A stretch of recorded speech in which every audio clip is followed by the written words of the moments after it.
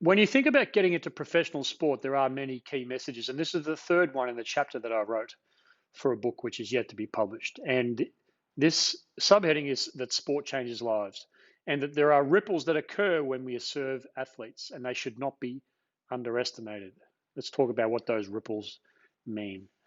There is power in Australian rules football in tackling antisocial behaviour, delivering educational outcomes, and providing employment opportunities for locals. At the Northern Territory Thunder Football Club, this opportunity of tackling antisocial behaviour, delivering educational outcomes, and providing employment opportunities actually embodied the spirit of the club when it was established in 2009.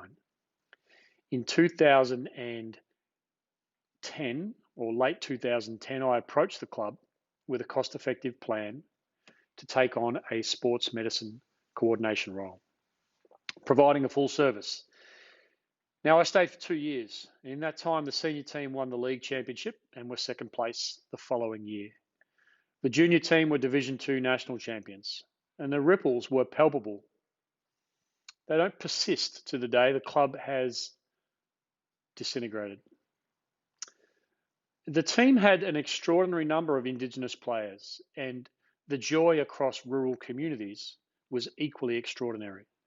Substantial funding followed to keep the club progressing and the model for community engagement, which then also influenced clubs around the country. If I continue the examples of ripples and the way that sport changes lives and ripples across the community, let's look at China, which is one of the 5 countries that I've lived and worked in. The success of a national team or a national athlete on the world stage has larger ripples than most, simply because of their population. Their sport changes their lives and those affected by their achievements, family, friends, and community. This is no better demonstrated than the attention given to their Rio Olympic match. According to figures received by the FIVB, China's main TV channel CCTV had 70% of the viewing audience, over 1 billion people, for China's gold medal victory in the women's match at Rio. For me, such ripples were no better demonstrated than the mobs of waiting people waiting for the team to get on or off a bus or into or out of a hotel at all locations. 100% of autographs I've ever signed were because I was involved with that team. So I never underestimate the importance of doing capaciously, or doing to a large extent positive things competently. So doing competent things capaciously.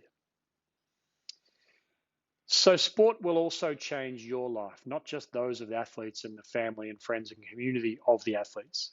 It'll change yours.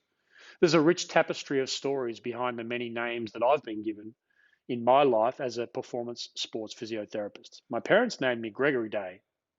Others have nicknamed me DJ Thunder, DJ Hui Fung, which relates to the musical prowess that I have displayed at sports organizations.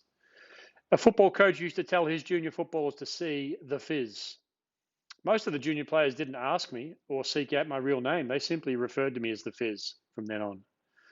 The senior players in that club also referred to me as the fizz, and later nicknamed me DJ Thunder after we won the club's first championship, and I, of course, owned the music selection at the after party. DJ Huifeng stemmed from my time working at the Shanghai Sports Institute. Huifeng has several meanings in Chinese, and I suspect Huifeng was a local word for the area around the institute. One of the meanings of the first word, Hui, is meeting or atmosphere of a gathering. The second part of the word, Feng, relates to wind or breeze, but it also means practice, custom, tendency. So together, the area around the Institute of Sport might have been an area that was windy or breezy, or it might have been a gathering place for practices or customs. In this case, related to the practice and custom of sports. Now, the reason for my nickname there was that my performance coach colleague relied on me to support his training of the local star athletes with appropriate music. The Chinese female athletes nicknamed me Gogo, which is a name derived from the Chinese pronunciation of Greg, where each consonant in Greg forms a new sound. So for example, there's G, then there's RE, and there's another G.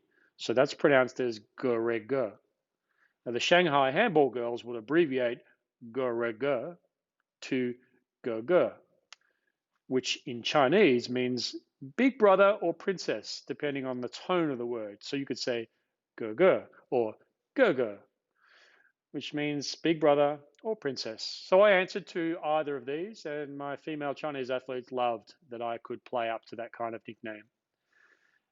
So we aim to change performances, and in the process, we change lives, and our own lives are changed.